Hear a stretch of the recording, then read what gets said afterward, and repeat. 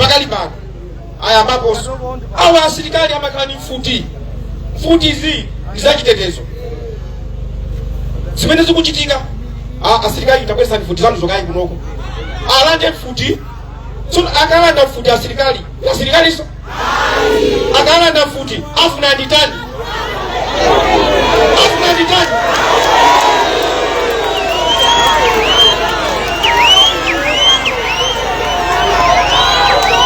ndiye akumanira kuti timbane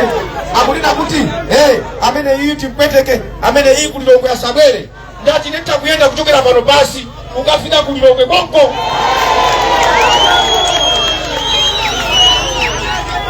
ine ningaope kufa ndikafatizima kupweteka ukafa umova kupweteka mubaibuloti muli mawu muzachita chibwana kufikira lida chibwana inu muliso mawu kwaikika kwa munthu kufa kamozi kena muchani chiweruzo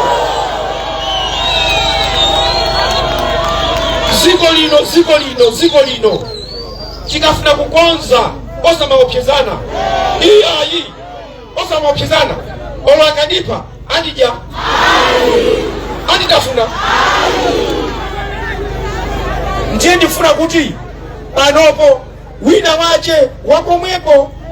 zampetika kuti ayi mfuna mumuphe maiko uso wala bajana mena ukambereramo iyo angolankhula anzakewo